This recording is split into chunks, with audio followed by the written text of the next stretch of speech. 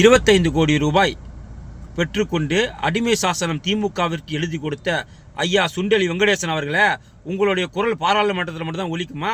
ஏன் சட்டசபையில், தமிழக சட்டசபையில் ஒலிக்காதா? ஏன் பிரதமர் நரேந்திர மோடி எதிர்த்து மட்டும் தான் நீங்கள் கேள்வி கேட்பீங்களா? ஏன் இங்கே இருக்கக்கூடிய முதலமைச்சர் மு.க. ஸ்டாலின் எதிர்த்து கேள்வி கேட்க மாட்டீங்களா? இங்கே நடக்காத குற்றங்களா இந்தியாவில் நடந்துருச்சு? இந்தியாவுக்கே தலைகுனிவை ஏற்படுத்தக்கூடிய ஒரு மாநிலமாக தமிழ்நாடு மாறி இருக்கு. இன்னைக்கு பெண்களுக்கு சேர வேண்டிய 33% இடஒதுக்கீட்டை இன்னைக்கு ரத்து பண்ணதுக்கு காரணமே நீயும் உன்னுடைய திமுக கூட்டணியும் அந்த காங்கிரஸும் சேர்ந்து பெண்களுக்கு சேர வேண்டிய உரிமையை தட்டி பறித்து விட்டு எந்த மூஞ்சை வச்சுட்டு பாராளுமன்றத்தை நீ பேசுற? என்னைக்காவது உன்னுடைய 2 எம்எல்ஏக்கள் சட்டசபையில், தமிழக சட்டசபையில் திமுகவை எதிர்த்தோ திமுக முதலமைச்சரை எதிர்த்தோ கேள்வி கேட்டிருக்கீங்களா?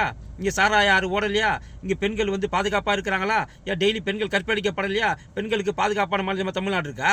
இல்லை சாராயமும் ஓடல, போதைப் பொருளை ஓடலையா? இங்கே இல்லை மின்கட்டணம் உயரலையா? இல்லை விலைவாசி உயரலையா? எதையாவது நீங்கள் பேசியிருக்கீங்களா? தமிழக சட்டசபையில் திமுக அரசு செய்வது மக்கள் விரோத செயல் அப்படின்னு என்னைக்காவது ஒரு நாள் மு.க. ஸ்டாலினோ திமுக அரசை எதிர்த்து கேள்வி கேட்டிருக்கீங்களா? கேட்டது கிடையாது. ஏன்னா 25 கோடி ரூபா வாங்கிட்டீங்க. அதனால திமுக வைத்து நீங்கள் பேச மாட்டீங்க. பணம் எவன் கொடுத்தாலும் பல்லை இழிச்சிட்டு போகிற குரூப் தானே அவங்க குரூப்பு. உண்டியல் குலுக்கி குரூப் தானே அவங்க குரூப்பு. நீங்கள் எல்லாம் பாரத பிரதமரையோ அல்லது பாஜகவையோ விமர்சித்து பேச என்ன தகுதி இருக்குது? தமிழகத்தில் நிலவக்கூடிய சட்டம் ஒழுங்கு பிரச்சனை கேள்வி கேட்காத நீ இன்னைக்கு பாராளுமன்றத்தில் போய் பேசுறேன்னு சொன்னால் உன்னைய போல ஒரு தமிழ் இன துரோகியாகவும் இருக்க முடியும், பெண்கள் இன துரோகியாகவும் இருக்க முடியும். பெண்களுக்கு சேர வேண்டிய இங்கே தமிழகத்தில் பெண்களுடைய உயிருக்கும் பாதுகாப்பு இல்லை, கற்புக்கும் பாதுகாப்பு இல்லைன்னு பார்த்தா கடைசியில் பெண்களுடைய உரிமையை கூட பறிக்கக்கூடிய கும்பலாக தமிழ்நாட்டை சேர்ந்த திமுக கூட்டணி கும்பல் மாறிவிட்டது என்றால் அவங்கள போய் கேளுடா, அவங்கள போய் கேளு. தமிழக சட்டசபையில் உன்னுடைய 2 எம்எல்ஏவை திமுகவை ஏற்று கேள்வி கேட்க சொல்லு.